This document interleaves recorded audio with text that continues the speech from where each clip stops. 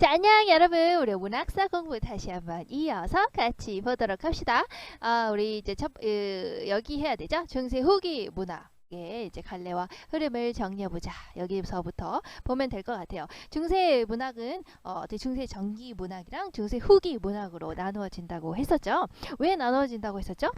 똑같이 중세라는 특징은 같지만 한문을 기본으로 하고 있다는 거에서는 공통적인 특징을 가지고 있고요. 그리고 공통의 종교인 불교를 가지고 있다는 점에서, 그래서 그 공통적인 요소를 가지고 지배를 하고 있다는 점에서 공통적이기 때문에 중세로 묶이고 있지만요, 큰 차이가 있다고 했죠. 바로 중세 전기하고요 중세 후기로 나누는 아주 가장 큰 사건이 뭐가 있습니까? 바로 무신난 그리고 몽골난이 있게 되죠. 몽골의 침입, 그러니까 무신난과 몽골난의 기점으로 인해서 바로 문학 담당층이 변하게 되는 거예요. 그래서 중세 후기 문학으로 나누게 되는 거랍니다. 자, 그래서 무신난과 몽골난의 기점으로 인해서 바로 문학 담당층이 변하게 된답니다. 자, 그러면 중세 전기에서요, 바로 이제 무신난이 먼저 일어나게 되죠. 이제 무신들이 정권을 잡는 사건이 일어나게 돼요. 자, 그래서 이제 무신을 이제 굉장히 얕보는 그런 이제 문벌 귀족들에게 화가 난 무신들이 이제 뒤집어 엎게 되죠. 그러면서 이제 문학을 담당한 층도 변하게 돼요. 그러면서 이제 무신들이 정권을 잡게 되는 그 사건을 바로 이제 우리가 무신정변이라고 하는 겁니다. 자, 그래서 이런 무신정변으로 인해서요, 바로 어때요? 문벌귀족이라고 하는, 그 전에 이제 문신이었죠. 문신 위주의 사회였잖아요. 원래 이제 고려 사회가 이제 그랬다가요, 이제 바로 문벌귀족들이 바로 무신 정권의 기점으로 인해서 몰락을 하게 되는 거예요. 그래서 여기 선생님이 김보식이라고 적어놨죠. 김보식이 바로 이제 바로 위에 이제 페이지 위에 보시면 삼국사기를 집필한 사람인데요, 바로 문벌귀족의 가장 대표적인 사람이라고 생각을 하시면 됩니다. 그래서 우리가 생각하는 정말 그 엘리트적인 딱 그런 느낌의 사람이라고 생각하시면 돼요. 그러니까 그 김보식이라는 사람이 쓴 삼국사기는 그럼 어떤 책이겠어요? 굉장히 정사에 딱 기초한 그런 역사서가 되는 거겠죠. 자, 어쨌든 문벌 귀족이 몰락을 하게 되고요, 바로 무신들이 정권을 쫙 잡는 바로 무신정변이 일어나게 된답니다. 자, 그런데요, 가장 큰 문제점이 있었어요. 무신들이요, 바로 정권을 잡았지만요, 자, 무신들은 아무래도 이전에 있었던 문벌 귀족보다는 어떻겠어요? 조금 소양이 낮겠죠. 나라를 통치하는 그런 역량이 좀 부족하다고 볼 수가 있어요. 아무래도 이제 칼을 쓰고 막 이런 사람들이었기 때문에. 그 전에 문벌 귀족은 정말 공부하고 머리 쓰고 막 이런 식으로 했던 사람들이었는데, 그 사람들보다는 아무래도 좀 역량이 좀 부족하다라고 볼 수가 있었겠죠. 자, 그래서 어떻게 됐을까요? 이 사람들이 자신의 그런 것들을 잘 보완하기 위해서 바로 지방에 있었던 지방 향리 출신이라든지 중소지주 출신이라든지 그런 사람들을 대거 등용을 하게 됩니다. 그래서 그런 사람들이요, 중앙정계에 등장을 하게 돼요. 자, 이 사람들이 바로 누구겠어요? 바로 이 사람들이 바로 신흥사대부, 신진사대부라고 하는 사람들이랍니다. 이런 사람들은 지방 향리 출신이고요, 중소지주 출신이었기 때문에 아무래도 이제 실무나 무슨 기술 이런 데에 능통하고요, 의학을 연구했고요, 농업을 발전시키고요, 유학을 이념으로 한 사회 질서와 기강을 마련하고자 했던, 사회를 좀 재구성하는 이제 그런 주축을 담당하게 된답니다. 자, 그러면서 이 사람들이 역시 자신의 그런 생각들을 잘 펼쳐 보이게 되겠죠. 그러면서 어떤 갈래가 등장을 했겠어요? 본인들의 뛰어난 능력, 야, 나 너무 뛰어나지 않냐? 라고 하는 모습을 드러내고 있는 바로 경기체가 같은 작품들이 등장을 하게 되는 거랍니다.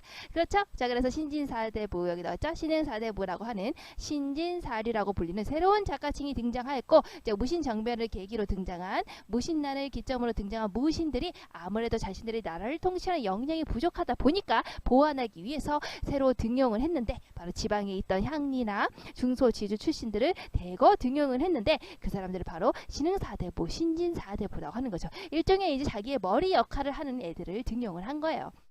그러니까 이 사람들은 자기가 얼마나 대단하고, 우와, 우리는 과거를 시험을 봐서 나왔잖아요, 머리가 뛰어나잖아요. 그러니까 자신의 뛰어난 그런 모습들을 자랑스럽게 생각하는 그런 것들이 나왔겠죠. 그래서 경기체가와 같은 그런 새로운 문화 갈래들이 등장을 하게 되는 특징을 가지게 돼요. 이런 신진사대부들은 어떤 이제 사물에 관심을 가지게 돼요. 그래서 나중에 이제 선생님이 이어서 할 테지만, 경기체가 같은 경우도 사물을 나열을 하고 있죠. 사물을 나열을 하면서 특징을 보이 보이고 있어요. 그래서 이런 똑같은 방식으로 인해서 여기 보시면 조선 후기의 뒤쪽에 이제 여러분들 202페이지를 넘어가 보시면 중세 후기에 새롭게 등장한 3분 갈래 중에는 인춘의 공방전 같은 가전이 있었다라고 있었죠. 가전은 사물을 의인화해서 가짜로 사물을 가짜로 이제 의인화해서 사람인 것처럼 사람이 아닌데 사람인 것처럼 가짜 전기예요. 자, 그래서 가전이라고 하는 거죠. 자, 그렇게 해서 전기 형식으로 서술한 갈래인데 여기 나와 있죠. 사물 자체에 대해서 그 특별한 관심을 가졌던 신흥 사대부의 성향과 어울리는 갈래다. 그렇죠. 신진 사대부들은 어떤 사물에 관심을 두고 있었다고 했어요. 그래서 이전에 방금 얘기했던 우리 경기체가 같은 경우도 사물을 나열하는 부분이 나오죠. 위 경기 어떠하니까 막 이러면서 자, 그 역시 공방전 역시요. 공방전은 바로 이제 공이라고 해서 중간에 이제 비어 있는 돈을 바로 의인화한 거예요. 이런 어떤 사물에 관심을 가지고 썼던 산문 갈래는 바로 이제 공방전이 되고 운문 갈래는 바로 이제 경기체가 이렇게 이어지게 된다라고 보시면 되겠죠. 자, 그래서 새로운 문학 갈래를 만들어서 향유하면서 자국의 문화와 역사의 독자성을 강조하는 경향을 지닌 문학 작품의 창작을 시작했기 때문이다라고 이야기를 하고 있습니다. 자, 그래서 이들은요 조선의 건국에도 참여했기 때문에 신진 사대부들이 결국에 조선의 건국에 참여를 하게 되죠. 그래서 신진 사대부 여러분들 잘 아실 거예요. 신진 사대부의 가장 대표적인 사람은 누굴까요? 아까 김부식의 문벌 기적의 대표라면 신진 사대부의 가장 큰 대표는 바로 누구냐면 이규보라고 볼 수가 있어요. 이규보가 바로 신진 사대부의 가장 대표적인 인물이라고 보시면 됩니다. 어쨌든 이런 신진 사대부들은요 후에 조선을 건국하는데도 참여를 하게 돼요. 하지만 참여를 하는 과정에서 세 파로 분류가 되죠. 나는 안 된다. 망해가는 고려를 끝까지 가겠다라는 저리파로 나뉘게 되고 이제 정몽주 같은 경우죠. 아니다. 나는 어차피 고려는 망했다. 새로 세우는 조선 건국에 내가 참여를 하겠다 라고 하는 정도전 일파 같은 경우가 있겠죠. 개혁을 하겠다. 자, 그리고 나서요 바로 여기는 이제 개혁을 하겠다라는 일파고 여기는 아니다. 나는 고려를 따르겠다 라고 하는 일파게 되겠죠. 그리고 아니다. 나는 이도저도 아니다 하고 떠돌아다니는 무리인 바로 방해인이 나타나게 돼요. 방해인이라고 해서 바로 여기저기 속하지 않고 저기 아웃사이더 같은 거라고 생각을 하시면 됩니다. 그게 이제 조선의 건국에 참여하게 되죠. 자, 이렇게 세 파로 나누어지는 게 나중에 조선시대도 이렇게 나누어지게 된답니다. 이제 고려를 계속 따르겠다라고 하는 온건파 그런 쪽으로 간 문인에서는 우리가 어떻게 나뉘게 됩니까? 바로 뒤쪽으로 가게 되면 바로 이제 사림으로 넘어가게 되고요. 사림으로 넘어가게 되고요. 난 개혁을 하겠다라고 하는 입장에서는 나중에 이제 관인문학으로 넘어가게 돼요. 그냥 그렇구나 보세요. 이제 방해인 쪽에서는 이도저도 속하지 않겠다라는 것은 역시 이제 김시습으로 대표되는 방해인 문학 라인으로 이런 식으로 이제 조선 시대에도 이어지게 된다라고 보시면 돼요. 어쨌든 중요한 것은 신흥 사대부는 바로 고려 후기에 바로 무신정변을 기점으로 인해서 나타나게 됐지만 이 사람들이 결국에 조선의 건국에도 참여를 하게 되죠. 자, 그 얘기는 뭐예요? 바로 조선 정계도 문학 담당층은 변하지 않았다라는 것이죠. 그래서 조선 전기까지 우리가 중세 후기 문학으로 같이 묶는 거예요. 왜냐고요? 바로 문학 담당층이 변하지 않았잖아요. 아시겠죠? 자, 그래서 조선 전기 문학과 우리 고려 후기부터 해서 조선 전기까지 우리가 그래서 바로 중세 후기 문학으로 똑같이 이렇게 묶고 있는 거구나. 바로 문학 담당층이 변하지 않았기 때문에 라고 보시면 되겠죠.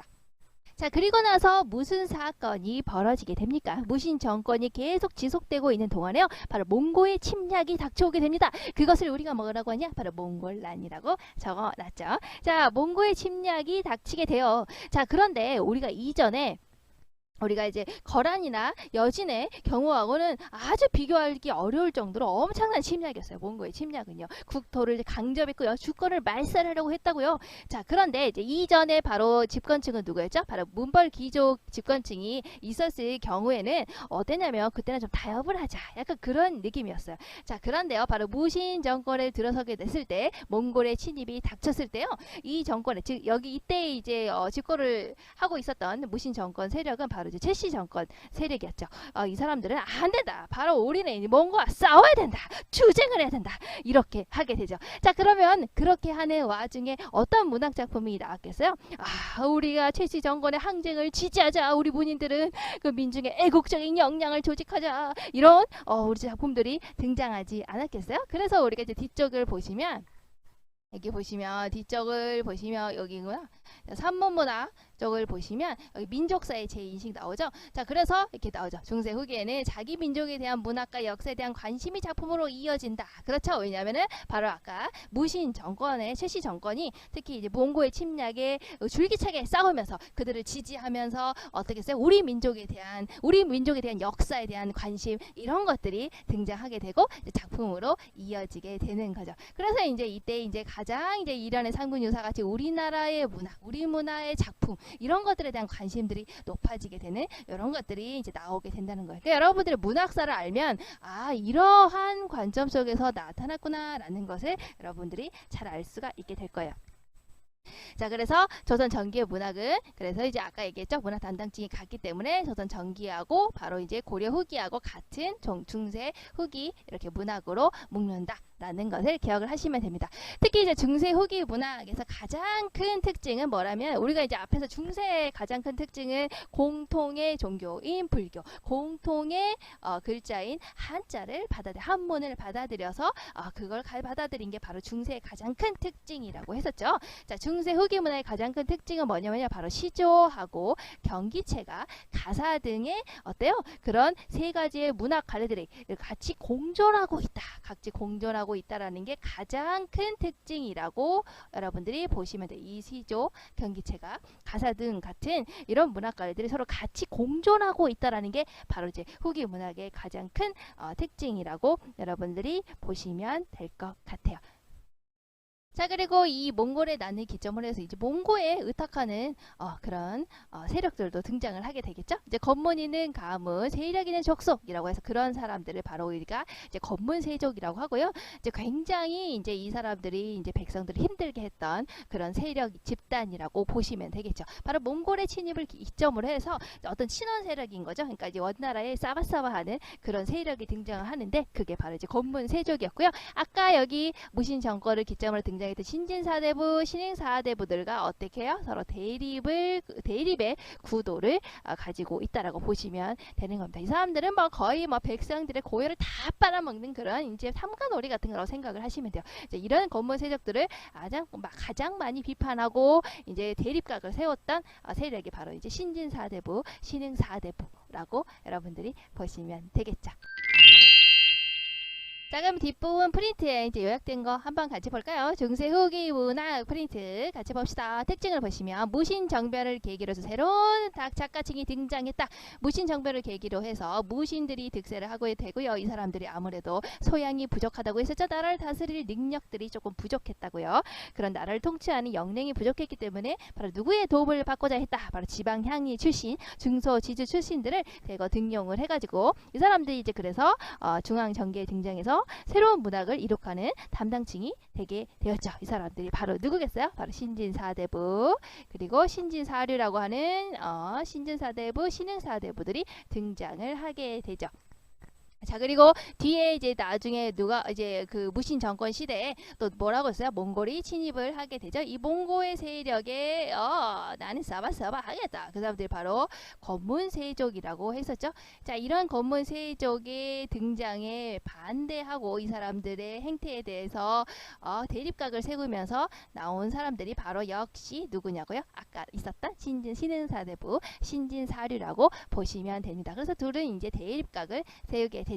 자, 어쨌든 신진사대부, 신흥사대부 등장이니까 새로운 문학 갈래가 등장을 했겠죠. 아까 경기체가 같은 갈래요. 자, 그러면서 서로 향유를 하면서 자국 문화의 역사의 독자성을 강조하는 경향을 지닌 작품을 창작을 하게 되었다라고 볼 수가 있네요. 자, 그러니까 우리가 중세 후기 같은 경우에는 앞에 우리가 중세의 전기는 뭐라고 했어요? 중세 보편주의라고 했었죠. 그래서 공통의 종교인 불교 그리고 공통의 언어인 한문을 들여와서 그걸 가지고 지배하는 게 중세의 특징이라고 했었잖아요.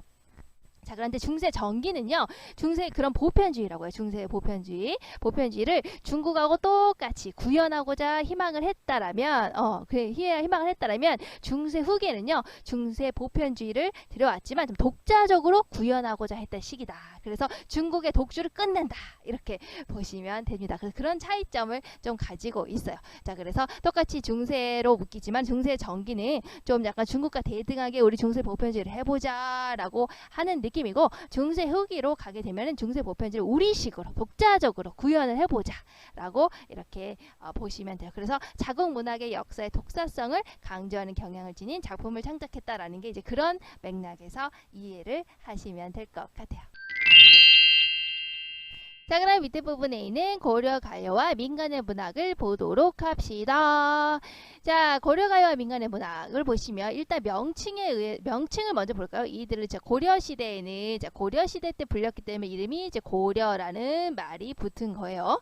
자, 고려시대에는 민간에서 불리다가 궁중의 음악에 흡수된 노래들이 있었는데, 자, 이들을 고려가요 또는 소교, 고려소교 등으로 일컫는다라고 얘기를 하고 있죠.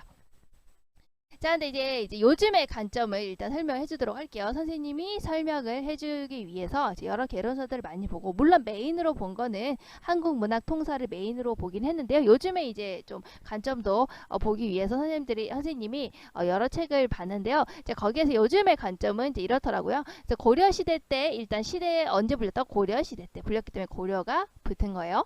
고려시대 때 가 노래에 불려졌다라고 해서 고려가요라고 큰 카테고리를 묶고요. 자, 그 안에서 바로 민중들이 불렀던 고려시대 노래를 소교라고 하고요. 그러면서 민중들을 보다는 상대적으로 지식층의 신지사대부들이 불렀었죠. 상대적으로 지식층에 속하는 신지사대부들이 불렀던 노래를 소교와 대비되는 그런 지식층의 노래를 우리가 이제 경기체가라고 하는구나, 이런 식으로 나눈답니다. 그래서 고려가요 중에서 민중의 노래는 소교, 고려가요 중에서도 지식층의 노래는 신지사대부들의 노래는 경기체가, 이런 식으로 나누는 게 요즘의 관점이라고 보시면 될 것 같아요. 자, 그렇지만 여러분들은 문제를 풀다 보면은 그냥 고려가요, 소교, 고려소교 막 이렇게 뒤죽박죽 나온다면, 이렇게 섞여져서 나온다면, 그렇다면 이것은 그냥 신진사대부들의 노래였던, 상대적으로 양반층에 속하는 신진사대부들의 노래였던 경기체가와 대비되는 용어로서 고려가요, 소교, 고려소교를 말하는 거구나, 이렇게 보고 푸시면 될 것 같아요. 하지만 이제 요즘의 이제 관점에서는 크게 고려가요를 보고 고려시대 때 불렸던 노래라고 해서 고려가요라고 보고요. 그 안에서 민중의 노래는 소교, 그리고 상대적으로 지식층의 노래를 경기체가, 이런 식으로 나뉜다라는 것도 이제 추가적으로 알아두시면 도움이 될 것 같아요. 자, 그래서 고려가요라고 하는데요. 이제 고려시대 때 불렸으니까 고려라는 말이 붙었고요. 가요에서 요라는 말은, 가는 아시겠죠? 노래. 그래서 가요. 그래서 요라는 말은 우리가 요 가와 대비되게, 가 같은 경우에 좀 격식을 차리는 음악이라고 생각하시면 돼요. 요즘으로 따지면 약간 클래식 같은 거 이제 이런 식으로 생각하시면 되고, 요 같은 경우는 좀 대중적인, 상대적으로 대중적인, 누구나 쉽게 부를 수 있는 노래니까 요즘에 이제 K-팝 같은 경우를 여러분들이 생각을 하시면 되겠죠. 아시겠죠? 자, 그래서 고려시대 때 불렸던 그런 노래 중에서 민중의 노래는 소교, 상대적으로 민중의 노래보다는 조금 지식층의 노래를 바로 이제 경기체가, 특히 이제 신진사대부들이 지었던 노래를 경기체가라고 하는 거구나, 이렇게 보시면 되겠죠. 자, 그래서 고려시대에 불렸으니까 고려라는 말이 붙었고요. 여기 보시면 중요한 포인트가 나와 있어요. 자, 고려시대 때 민간에서 원래 불렸다가요, 궁중으로 달라졌다. 자, 그래서 궁중으로 들어가면서 어떻게 됐겠어요? 바로 원래 민간에서 불리던 거하고는 조금 모습이 달라지지 않았겠어요? 그래서 민간에서 불리다가 궁중의 음악에 흡수된 노래, 그러면서 뭔가 한 차례 변화를 겪었겠구나라는 것을 우리가 알 수가 있겠죠. 자, 그러면 왜 민간에서 불리다가 궁중의 음악에 흡수가 됐을까요? 갑자기요. 생각을 해보시면, 자, 중세 후기의 문학 작품에서, 중세 후기의 문학 시대에서는 어떤 사건이 있었어요? 바로 무신정변이라고 해서 문신을 뒤집어 엎고, 문벌 귀족을 뒤집어 엎고 무신들이 득세를 하게 되죠. 자, 그러면서 무신들이 상대적으로 집권층이 됐어요. 자, 그리고 또 몽고의 침입을 통해서 원나라에 빌붙어 있는 권세 있는 집안 족속들인 바로 권문세족들이 바로 어떻게 됐어요? 세력을 잡게 됐죠. 자, 그런데 가장 큰 점이 있었어요. 이전에 고려 전기에 정권을 잡았던 문벌 귀족 같은 경우에는 유교 이념을 구현해서 상층 문화를 가지고 있는 진짜 말 그대로 양반 같은 규범화된 그런 사람들이었지만 무신론과 몽고의 침략을 겪어서 나타낸 권문세자들이라던가 무신들 같은 경우에는 조금 견문이 모자라고 지식 수준이 좀 낮고 지배하기엔 조금 모자란 그런 느낌이었단 말이에요. 자, 그러다 보니까 그리고 이때 시기가 또 언제예요? 바로 이제 고려 말이었죠. 그러니까 고려가 이제 거의 국운이 쇠퇴하던 시기였어요. 그러다 보니까 문벌 귀족과 달리 바로 무신들과 바로 권문 세족들은 자, 어떻게 냐 향락에 탐닉을 하고요. 특히나 국왕이 그 주동자 노릇을 해서 잔치를 하고 공연을 하고 향락을 하고 놀기에 바빴다라고 보시면 되겠어요. 언제? 바로 이 고려 말의 상황이 그랬답니다. 그러다 보니까 궁중에서 맨날 잔치하고 놀고 향락하고 공연하니까 당연히 노래가 나왔겠죠. 그래서 궁중에서 노래는 있는데요. 바로 노랫말이 없었던 거예요. 노래를 부르는데 노랫말이 없어. 그러니까 그것을 어디서 가져와야겠다라고 생각을 한 거겠어요? 바로 이 민간에서 가지고 와야겠다 생각이 든 거랍니다. 그래서 민간에서 원래 불리던 것이 바로 궁중의 음악에 흡수되었다.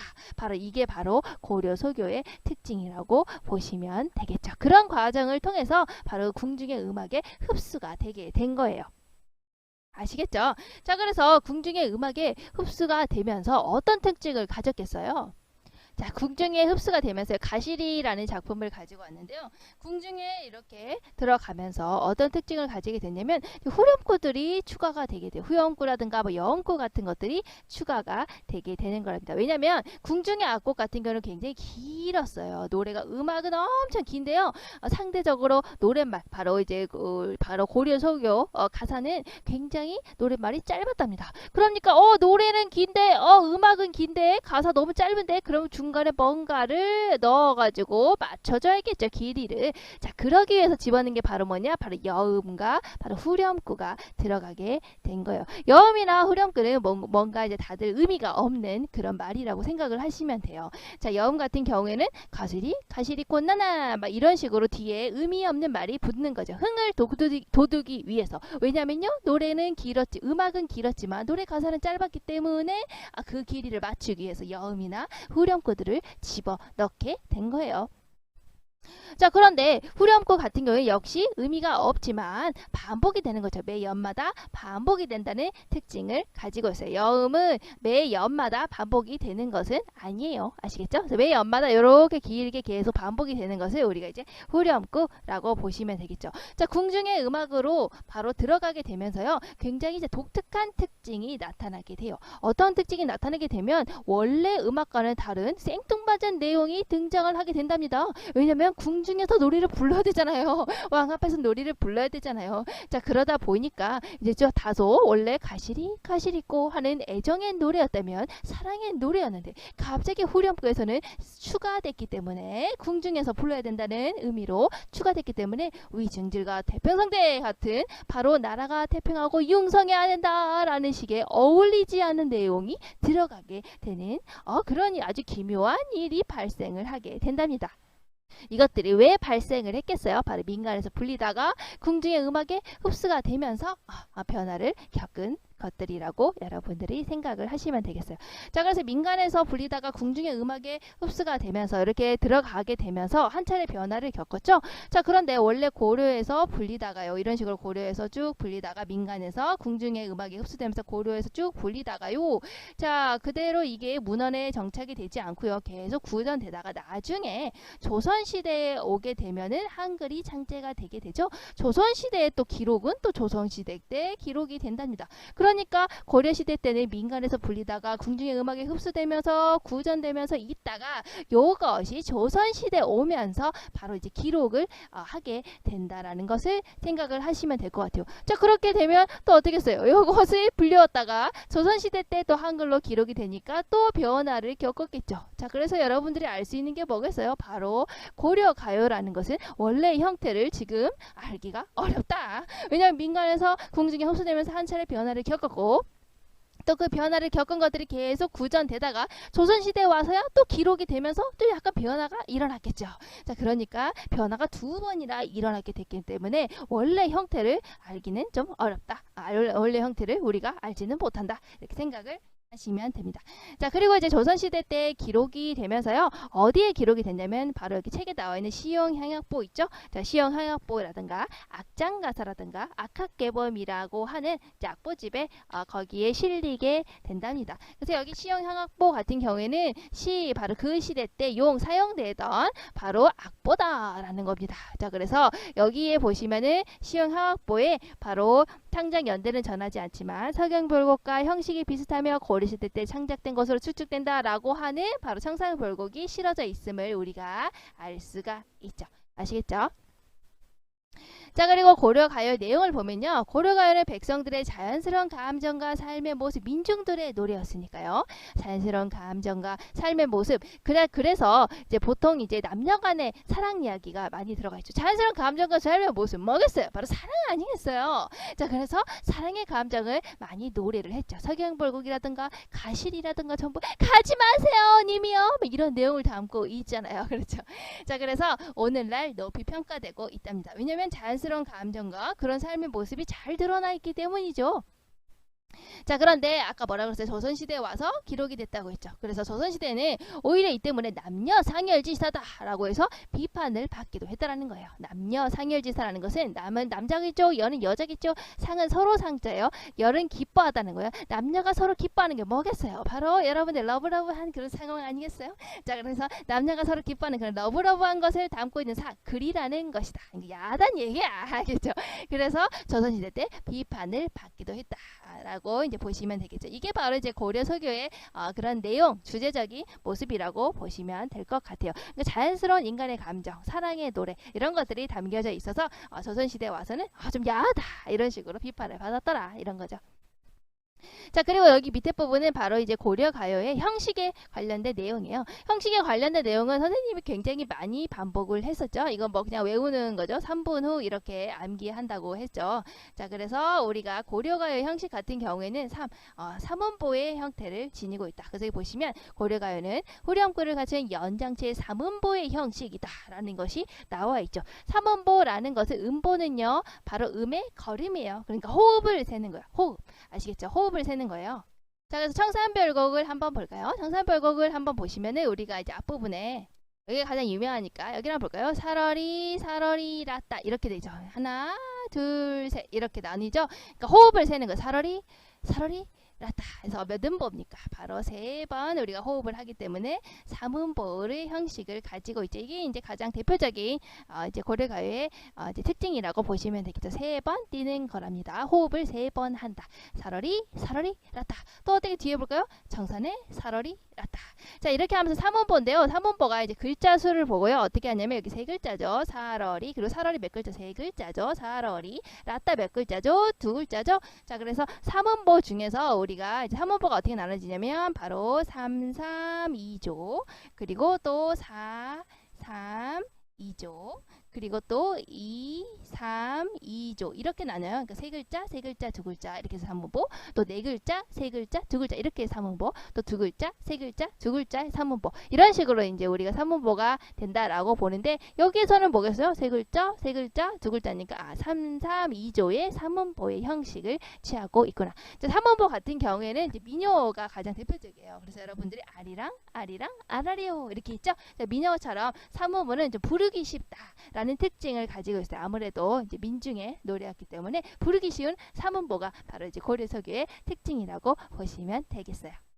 자, 그리고 또 뭐가 있습니까? 분이 돼 있죠. 자, 분이라는 것이 여기 나오죠. 후렴구를 갖춘 연장체다라는 거죠. 연장체 똑같아요. 연장체. 그리고 또 우리가 또 뭐라고 하냐? 이제 분연체.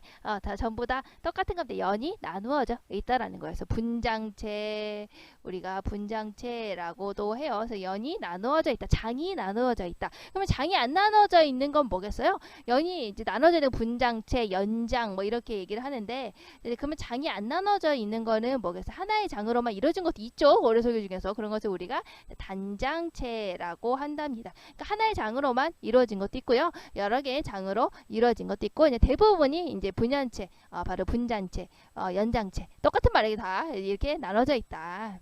그래서 우리가 청산별거 같은 경우에 보면 설월이 설월했다, 청산에 설월이 났다 해서 얄리얄리 얄리승 얄랄랄라라고 후렴구를 기점으로 해서 한 장 이렇게 있죠. 그리고 또 우러라 시 우러라 세 어찌고 해서 얄리얄리 얄라승 얄랄라 후렴구를 기점으로 또 한 장 이렇게 나눠져 있죠. 그러니까 하나의 장, 또 이렇게 하나의 장, 또 이렇게 하나의 장, 또 하나의 장, 이렇게 이런 장들이 지금 나눠져 있다는 거예요. 그래서 장이 이어져 있다, 여러 개가 있다. 그래서 이런 뜻에서 우리가 이제 연장체, 그리고 분장체. 근데 이렇게 안 나눠진 고려 가요도 있어요. 이제 그런 경우는 하나의 장으로만 이루어졌다고 해서 단장이라고 한답니다. 대부분 이제 연장의 형태를 가지고 있다라고 보시면 되겠어요. 아무래도 이제 옛날 노래였고 민중들의 노래였기 때문에 어떻게 써요? 구전하기가 쉬워야겠죠. 부르기 쉬워야 되겠고. 전하기 쉬워야겠죠.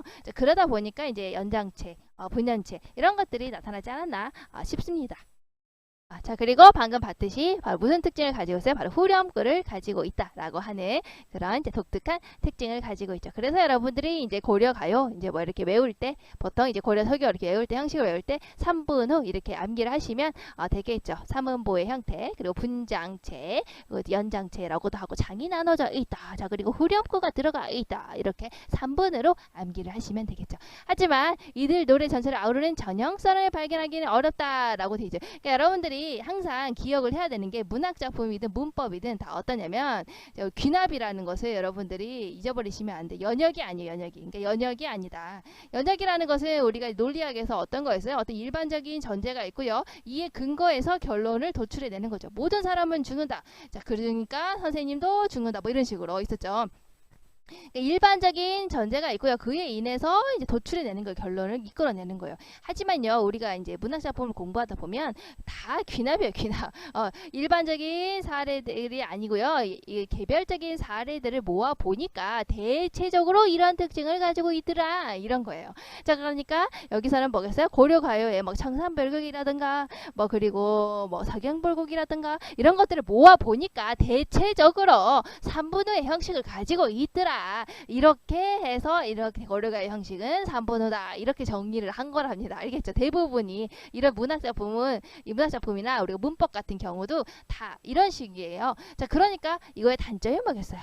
아닌 게 있을 수도 있다. 발견이 안 된 게 있을 수도 있다. 예외가 있을 수도 있다라는 거예요. 그러니까 절대적인 게 아니고 대부분이 그렇다라는 거죠. 아시겠죠? 그러니까 귀납이라는 것을 잊으시면 안 돼요. 자, 그러니까 우리가 청산별곡이라든가 서경별곡이라든가 가실이라든가 이런 고려서교의 작품들을 모아 보니까 대체적으로 고려서교는 이런 특징을 가지고 있더라라는 거죠. 하지만 아닌 것도 있을 수 있죠. 알겠죠? 예외도 있을 수 있죠. 다수가 그렇다는 거예요. 자, 그러니까 이들 노래 전체를 아우르는 정형성을 발견하기는 어렵다라고 하는 겁니다. 아시겠죠? 자, 그래서 우리가 이제 알고 있는 거는 방금 봤던 청산별곡이라든가 또 서경별곡이라든가 또 가실이라든가 또 쌍화점이라든가 동동 등의 작품들이 오늘날 전하고 있더라. 서경별곡이라든가 하는 것은 이제 방금 말했듯이 민중들의 자연스러운 감정과 삶의 모습, 특히나 이제 현실을 도피하고 싶은 모습. 서경별곡은 바로 사랑하는 힘을 쫓아가겠다라는 사랑의 노래. 가실이도 날 버리고 가지 마세요. 역시 사랑의 노래. 자, 쌍화점 같은 경우에는 조금 복잡해요. 쌍화점 같은 경우에는 바로 이제 사회 비판적인 내용이 좀 들어가 있다. 고려 후기에 타락한 사회상을 비판한다 라는 내용이 들어가 있고요. 동동 같은 경우에는 매 달마다 노래를 하고 있죠. 내가 10월달에는, 내가 9월달에는 뭐 이런 식으로. 그래서 달마다 노래를 하고 있다는 어떤 특징을 가지고 있다라는 것을 기억하시면 될 것 같아요. 자, 그러면 여기 요약된 거 볼까요? 프린트 봅시다. 고려가요 같은 경우에는 발생이 고려시대 때 민간에서 풀리다가 궁중의 음악에 흡수가 되더라. 바로 고려 말에 혼탁한 사회상에서 바로 건문 세족과 바로 무신들이 득세를 하게 되면서 그들은 소양이 좀 모자르다. 놀자. 그래서 국왕 같은 경우 국왕이 주도를 했는데요. 그 당시에 왕이 바로 충렬왕부터 충정왕까지 아주 신나게 놀았죠. 그래서 잔치하고 향락하고 공연하면서 노래는 있는데 가사가 없다. 자, 그러니까 우리가 민간의 노래가 풀리던 고려 서교에서 가사를 끌어다 쓰도록 하자. 이런 식으로 흡수가 되었죠. 그 과정에서 이제 여러 가지 뭐 후렴구들이 추가가 됐는데요. 그러면서 이제 궁중의 원래 노래와 전혀 딴판이 원래 노래는 사랑의 노래인데 갑자기 궁중에 대평성대 하시옵소서 이런 노래들이 들어간다든지 하는 후렴구의 특징을 보인다고 했죠. 자, 그리고 고려 서교라고도 한다. 선생님이 얘기를 했었죠. 고려 가요 고려시대 때 불렸던 노래라는 큰 카테고리 안에서 민중들이 불렀던 건 소교, 그리고 상대적으로 이제 신지사대부 같은 지식층이 불렀던 걸 경기체가 이렇게 나누어서 본다고요. 하지만 여기서 막 섞어서 막 나오면 그냥 그냥 경기체가와 대비되는 민중의 노래를 말하는 거구나 이런 식으로 푸시면 됩니다.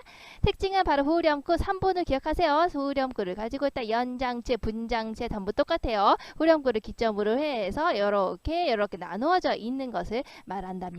그래서 우리가 3분 후라고 하는 3분 후의 형식을 가지고 있더라. 하지만 역시 귀납의 우리가 논리 형식을 기억하셔야 돼요. 대부분의 작품을 모아보니까 고려설교가 이런 특징을 가지고 있더라. 이렇게 보는 것이지. 고려설교는 원래 3분의 특징을 가지고 있어. 거기서 벗어나면 절대 안 되지. 이런 것은 없다.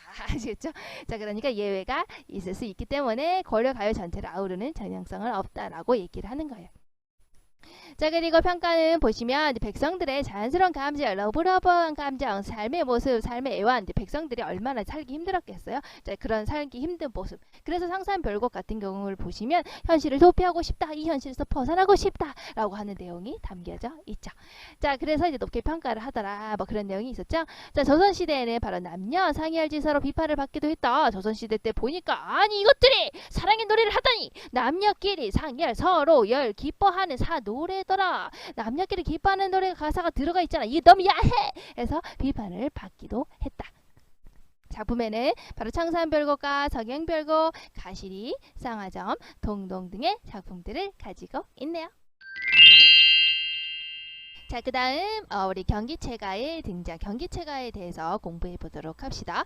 자, 신흥사대부의 등장과 함께 나타난 문학관리는 경기체가이다 라고 나와 있죠. 자, 그러면 우리 그 앞전에 이제 우리 시대의 흐름적인 거를 다시 한번 점검해 보도록 합시다. 우리가 이 앞전에 이제 고려 전기 사회는요, 우리가 문벌귀족 사회라고 했었죠. 자, 문벌귀족이라는 것은 어떤 세력을 합쳐서 만들어졌었나요? 고려 전기에 있었던 바로 이제 지방 호족들과 그리고 당시 이제 신라시대 통일신라 말기에 이제 나왔었던 육두품 문인들을 합쳐가지고 이제 바로 이제 이 세력들이 바로 고려 전기에 이제 고려를 세운 세력이 되겠죠. 고려를 세워서 귀족이 된 문벌 귀족이 되는 거예요. 자, 이들이요 나중에 이제 무신난을 겪게 되죠. 이제 너무나도 이제 거만했던 거야. 자, 그래서 무신들이 이것 봐라 하고 샥 밀어버렸죠. 자, 문벌 귀족이 멸망을 하게 됩니다. 거의 이제 망해버렸어요.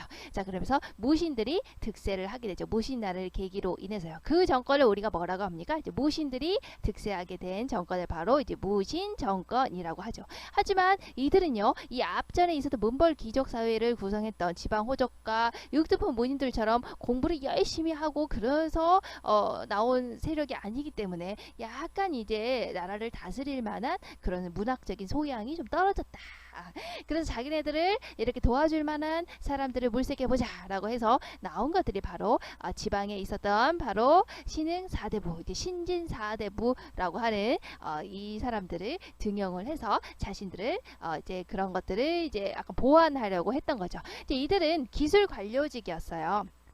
그래서 지방에서 있었던 기술 관료직이었기 때문에 아무래도 이제 그리고 이제 이분들은 이제 대부분 이제 원나라를 또 유학하고 왔기 때문에 이제 좀 지식적인 소양도 좀 어느 정도 있었다고 보시면 되겠죠. 아시겠죠? 그래서 이분들이 그래서 이 신흥사대부, 신진사대부들이 바로 이제 나오게 되는데요. 이제 나오게 되면서 이제 새로운 이제 문학 갈래들이 등장을 하게 되는 거예요. 자, 신흥사대부, 신진사대부들은 기존에 있었던 이제 유학을 우리가 이제 원시 유학이라고 하거든요. 우리가 이제 그 공자, 맹자 이런 거 들어보셨죠? 그런 사상을 바로 원시 유학이라고 하는데요. 자, 원시 유학을 받아들이지 않고 이들은 이제 새로 나온 바로 신유학을 받아들이게 되죠. 그게 이제 우리가 말하는 이제 성리학을 말하는 거랍니다. 원시 유학은 앞전에 있었던 공자, 맹자의 사상 등을 얘기를 해요. 근데 신진사대부, 신흥사대부들은 바로 신유학을 들고 나온 지식인이었다라고 보시면 돼요.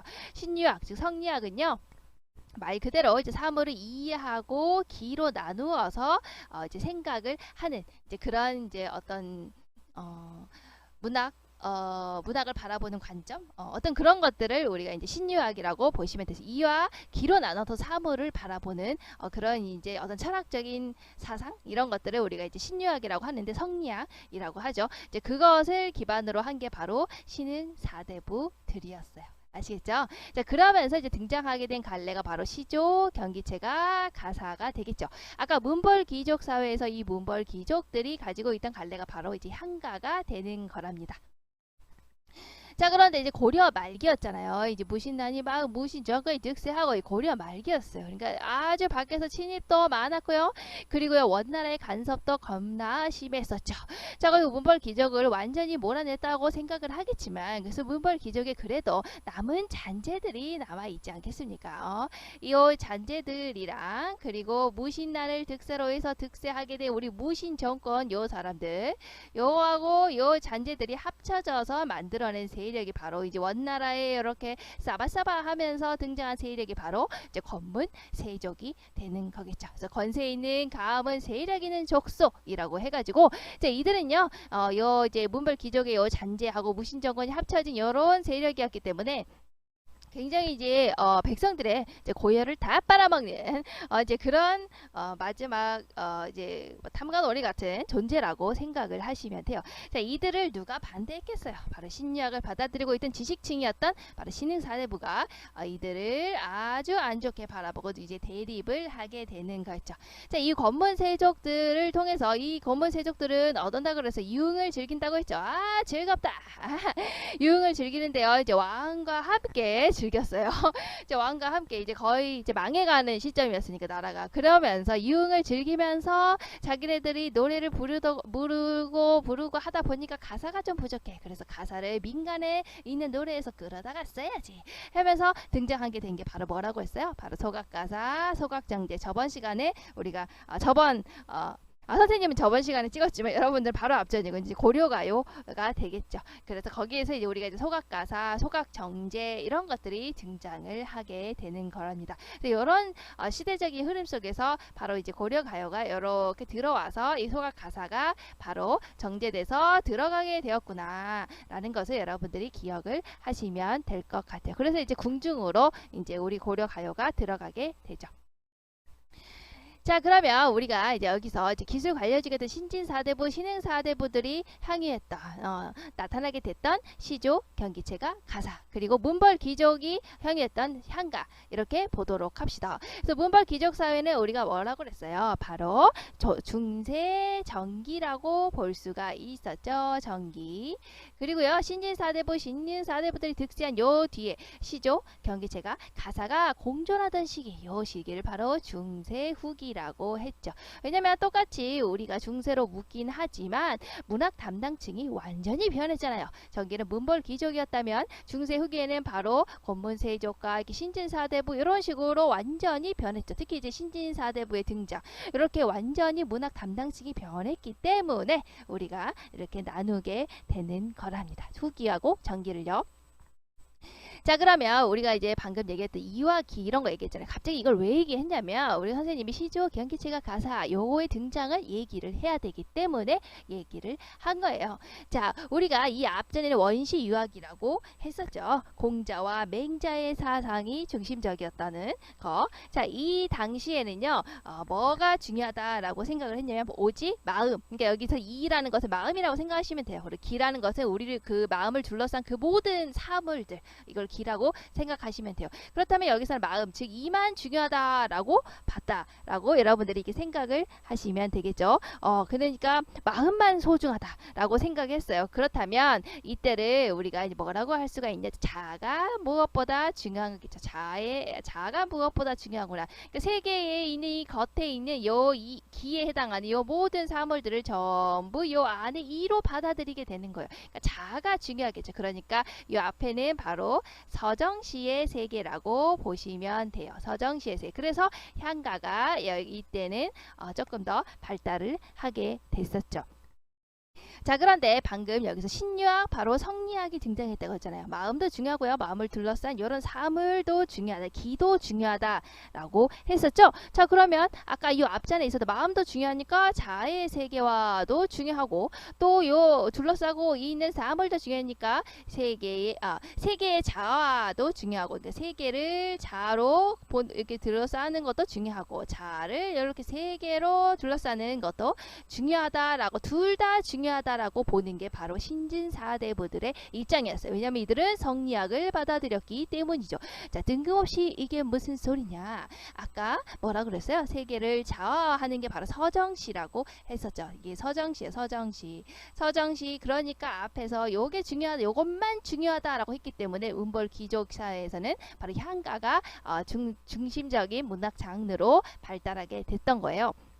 하지만 신진사대부, 신흥사대부들로 바뀌었죠. 문학 담당층이 바뀌면서 신유학, 성리학을 받아들이게 됐죠. 이들은 뭐라고 했어요? 이하고 기 모두 다 중요하다라고 얘기를 하는 게 바로 이들의 관점이 되는 거예요. 자, 그래서 이들은 바로 뭐라는 거예요? 이 세계를 자아화하는 것, 즉 서정시도 중요하고 그러니까 이들의 서정시를 표현하기 위해서 뭐가 등장? 바로 시조가 등장하게 된 거예요. 자, 그리고 자아를 세계화하는 거, 이게 뭐겠습니까? 바로 교술이 되는 겁니다. 자아를 세계화하는 것도 중요하다라고 보는 거죠. 그게 바로 뭐냐? 바로 경기체가가 되는 거랍니다. 근데 경기체가는요, 나중에 보시면 알겠지만 너무나 형식이 단순해요. 누구나 그 틀에 맞추면 바로 경기체가를 지을 수 있었죠. 너무나 단순했기 때문에 오히려 복잡한 자신의 그런 심정 같은 걸 담아내고 싶은데 담아내긴 조금 부족했던 거야. 그래서 이 교술 관리였던 이 경기체가는 점점 쇠퇴하게 되고요. 또 다른 교술 관리였던 이제 가사가 새롭게 발달을 하게 되는 겁니다. 어쨌든 이들은 바로 시조라는 서정식 그리고 경기체가 가사라는 교술 모두 다 중요하게 생각을 했다. 그래서 시조, 경기체가, 가사 이 세 장르가 바로 공존하고 있는 것이 바로 중세 후기의 아주 가장 큰 특징이라고 보시면 돼요. 자, 그러면 선생님이 방금 여기 시조 아까 그 경기체가하고 가사가 둘 다 교술이라고 했었잖아요. 자아를요 세계 속에 쏙 집어넣는 거라고 했었죠. 그러니까 우리가 이제 가장 대표적인 작품을 보신다면 우리가 이거 이제 한림별곡이 있잖아요. 한림별곡을 보시면 일단 보면 원음은 인노시, 공노사륙, 유원순의 문장, 이인도의 시, 이공로의 사륙 변념은 그러니까 문장, 뭐 시, 사륙 변념은 그리고 이규보의 진화의 쌍운을 맞춰내라는 글 이런 것들이 잔뜩 있는데 그런 세계 속에 누구를 집어넣은 겁니까? 맨 마지막에 보시면 시험장의 광경 그것이 어답니까? 정말 대단합니다. 바로 나조차 몇 분 있고 나까지 몇 분이나 됩니까? 위대한 사람들을 쫙 사물을 나열했죠. 사물을 딱 나열을 하고요. 그 안에 누가 들어간다고? 내가 그 안에 들어갑니다. 라고 표현을 했죠. 이게 바로 뭡니까? 바로 이게 바로 세계의 속에 바로 자아가 쏙 들어간 형태가 되겠죠. 그게 바로 자아의 세계화라고 하는 거예요. 자아가 이 세계 속에 들어가 있는 거. 그 사물 속에 나도 쏙 들어간다. 이렇게 표현한 것을 생각하시면 될 것 같아요. 자, 그런데 이제 가장 큰 차이점이 있었는데요. 경기체가 같은 경우에는 자, 바로 이런 차이점이 있었어요. 경기체가하고 가사 장르 중에서 왜 경기체가가 교술 장르에서 나중에 결국에 쇠퇴하고야 말았는지를 보신다면 경기체가 같은 경우는 그러니까 마음하고요. 그리고 몸 그리고 요 사람 요것들을 다 자아라고 받는 게 요 자아가 세계화 됐다라는 거예요. 물로만 사물로만 바뀌었다라고 보는 게 경기체가의 관점이었어요. 자아를 세계화하는. 하지만요 가사는요 즉 마음에 해당되는 게 전부 이 몸으로도 바뀔 수 있고 그리고 사람으로도 바뀔 수 있고 사물로도 다양하게 바뀔 수 있다. 내 마음이 이렇게 다양한 것들로 바뀔 수 있다라고 보는 게 바로 가사 장르였던 거예요. 자, 그렇다면 사물로만 단순히 변하는 장르보다 내 마음이 다양하게 표현되는 이 장르가 조금 더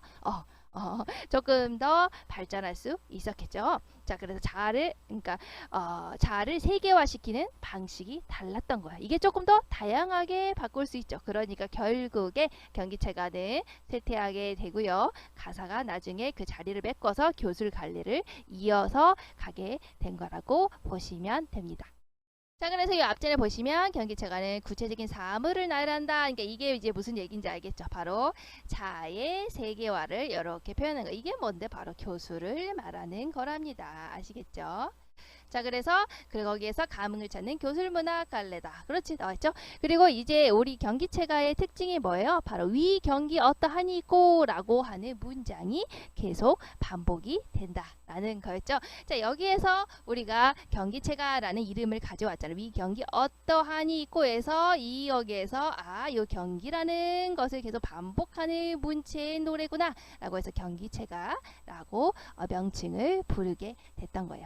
자, 그리고 나서 경기체가 위 경기 어떠하니꼬 라고 하는 결구를 갖추고요. 또 여러 장으로 구성되는 형식적인 특징을 지니고 있었다. 자, 여러 장으로 구성되는 것을 우리가 뭐라고 합니까? 우리가 앞에서 바로 고려가요 때 말을 했던 뭐라고 하는 형식이죠? 이게 바로 연장이라고 하는 형식 기억을 하시나요? 우리가 고려가의 가장 대표적인 청산별곡을 보시면 이렇게 장이 이런 식으로 나누어져서 계속 이어져 있죠. 요게 하나의 장인데 요게 계속 연달아서 이어져 있죠.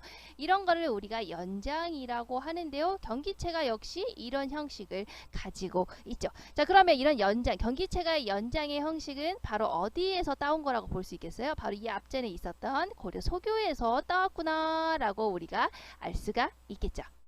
자, 우리가 그리고 또 본다면 원수문 뭐 여기 이규보 여기 쭉 내려가서 능기서치 위 시당 경기 어떠하니 있고 이렇게 하고요. 또 형식이 뒤에 이렇게 두 줄로 이렇게 나누어지게 되죠. 자, 그래서 우리가 이 앞부분은 길죠. 그래서 우리가 뭐라고 얘기를 하냐면 바로 형식 중에 전대절이라고 하는 거예요. 길다고 크다고 대가 큰 대자 앞에가 길다고 그리고 뒤에가 짧죠. 그리고 뒤에는 어떻게 해서 후소절 뒤에 있는 것은 작다고요. 작다고 이렇게 작다고 이렇게 우리가 형식을 얘기를 해요. 그래서 전대절은 보통 우리가 이제 몇 줄이 되냐면 이제 뒤에 쭉쭉 보시면 전대절은 보통 하나, 둘, 셋, 네 줄이죠. 그래서 전대절은 보통 네 줄로 이루어져 있고요. 뒤에 이제 후서절이라고 하는 거 여기는 이제 두 줄이지만 보통은 세 줄로 이루어져 있는 게 특징이라고 보시면 됩니다. 그리고 여기 음보를 보시면 보통 3음보죠. 이 앞부분은 3음보예요. 그러니까 전대절에 해당되는 부분 하나, 둘, 세 번 보죠. 3음보 니알림, 디낭님, 쌍운주필, 등기객정, 강훈경이랑 긍싱보 이렇게 3음보죠. 앞부분에 여기 전대절에 해당되는 부분은 네 줄이고 3음보가 되죠. 이 3음보의 형식은 또 어디서 가지고 온 거예요? 바로 아리랑, 아라리오라고 하니 민요에서 가지고 온 형식이라고 여러분들이 보시면 되는 거예요. 그럼 뒷부분은 어때요? 3음보가 아니죠. 금악사, 옥수문생, 금악사의 옥수문생 위날 도착 몇 분이 있고 라고 해서 약간 변형된 우리가 뭐라고 얘기를 하냐면 변형된 된이라고 쓰고 그러는데 사음보의 형식을 지니고 있다라고 보시면 되니까 후서절은 좀 변형된 사음보의 형식이고요. 전대절에 해당되는 부분은 바로 우리가 삼음보의 형식이고 요 앞부분의 삼음보에 해당되는 형식은 바로 요 앞전에 있었던 민요 그러니까 아리랑 아라리오 같은 민요와 형식에서 가지고 왔구나라고 볼 수가 있죠. 그리고 이제 또 여기 보시면 과거 시험장의 광경 그것이 어떠합니까? 이렇게 감탄한 부분 있죠. 나까지 몇 분이나 됩니까? 이런 식으로 각 분절의 마지막 행의 첫머리에 감탄어구가 있죠. 자, 이거는 어디서 가지고 온 거겠어요? 바로 앞전에서 했었던 바로 향가의 형식에서 가지고 온 거예요. 향가에서 마지막 낙구에 뭐가 나옵니까? 자까지 나무 높아 이런 거 있죠.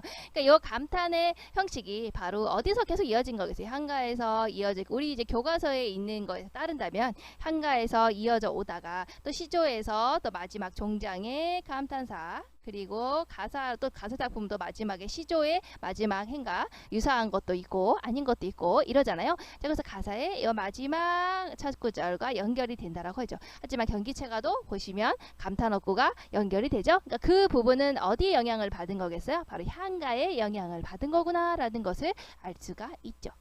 그래서 여러분들이 생각해 본다면 경기체가의 형식 같은 경우 연장은 소교에서 사문보, 그러니까 전대절에 해당되는 사문보 같은 경우는 민요에서, 그리고 각 분절마다 마지막 행의 첫머리에 감탄어구가 오는 것은 향가에서 가지고 왔다라는 것을 알 수가 있겠죠.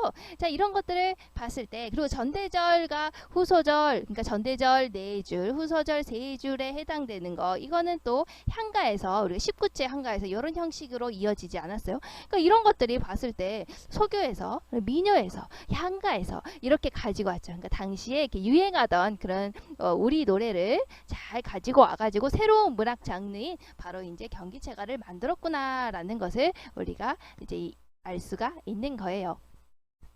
자, 우리 경기체가 같은 경우에는 우리가 시기가 이렇게 나눠진답니다. 자, 형성이 되던 시기, 아까 얘기했죠. 바로 고려 말에 바로 누가 했어요? 무신 정권에서 무신들이 문학적인 소양이 좀 떨어지고 나라를 다스릴 만한 능력이 좀 떨어지니까 자기네가 브레인으로 등용한 세력이 바로 거기 지방에 있었던 바로 신진 4대부, 신흥 4대부들이었잖아요. 바로 유학자들이었다고요. 그때 등용을 했죠. 그러니까 고려 말에서 조선 이 사대부들이 건국을 하잖아요. 그러니까 이때 신인 사대부들의 등장과 함께 형성이 된 게 경기체가가 되는 거예요. 그러니까 당연히 야, 나 뛰어나지 않아 하는 이제 자기 과시가 대부분이고요. 거기에 이제 대표적인 노래가 한림별곡이죠. 보통 이제 경기체가의 대표적으로 우리가 한림별곡을 꼽는 이유는 경기체가의 이런 특징, 사대부가 자기를 과시하는 특징, 신진 사대부의 등장과 함께 나왔던 거, 이런 것들이 가장 잘 나타나 있는 작품이기 때문에 우리가 한림별곡이 보통 이제 경기체가의 대표적인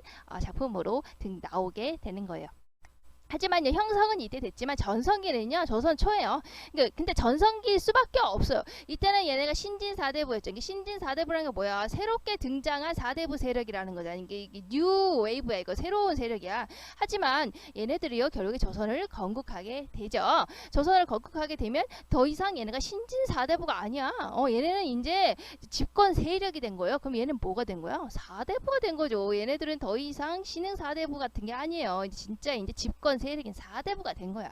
당연히 그러니까 전성기였겠죠. 조선 초가요.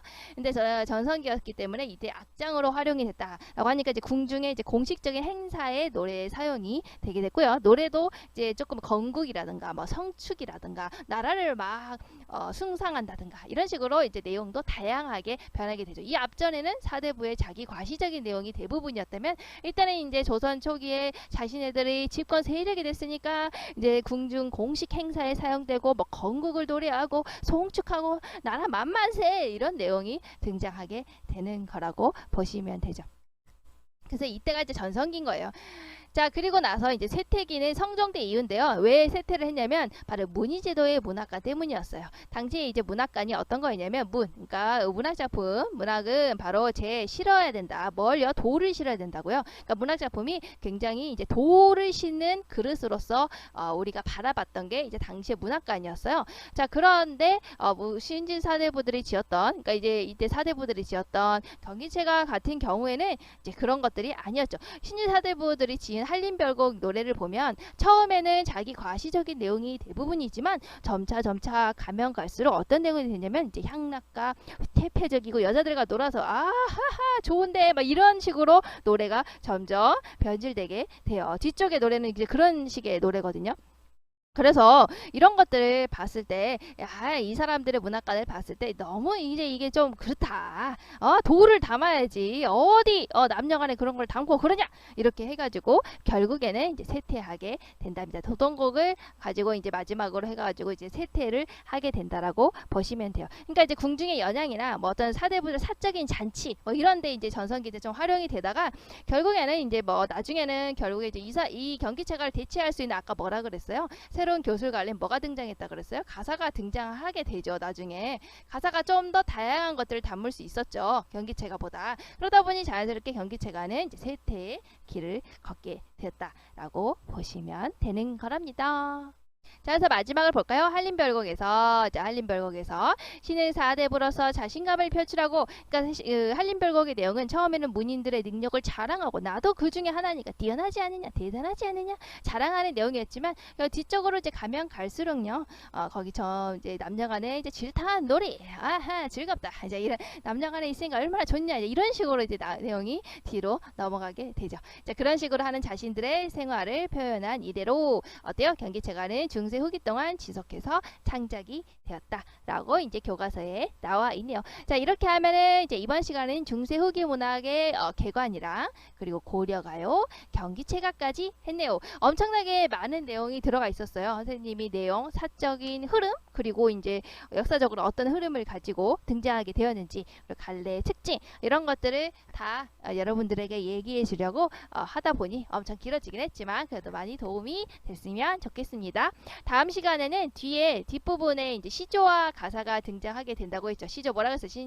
신흥 사대부들의 서정적인 감정을 나타내기 위해서 나타나게 된 것이 바로 시조가 되었다라고 얘기를 했었죠. 그러니까 앞에 문벌 귀족이 자기 서정을 노래했던 향가가 없어지고 나서 서정을 노래하니까 비었잖아. 그럼 향가가 쇠퇴하게 됐으니까 그 자리를 채운 게 바로 시조가 되겠죠. 그리고 아까 경기체가 쇠퇴하게 된다고 했죠. 그럼 그 자리를 교술 문학 뭐가 채우겠어요? 바로 가사가 채우게 되겠죠.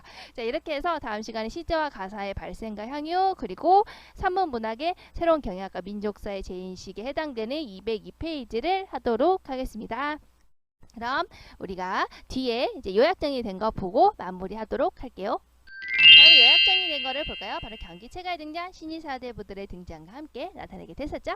자, 경기체가는 신흥사대부의 등장과 함께 나타나서 저술 후기에 지속적으로 창작이 되었다. 자, 구체적인 사물을 나열하면서 자의 대개화, 그게 뭐라고 했죠? 교술 갈래 된다. 자, 그래서 위 경기 어때 하니 있고가 하는 게 계속 반복이 되고요. 이 말 때문에 바로 경기체가라고 하는 이름이 나타나게 되었다.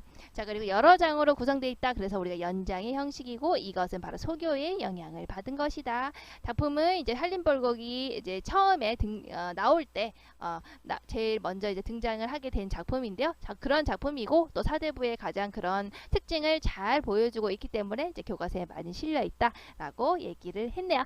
자, 그럼 여기까지 하면 다 했네요. 다음 시간에 이어서 또 보도록 합시다. 다음 시간에 만나요. 안녕.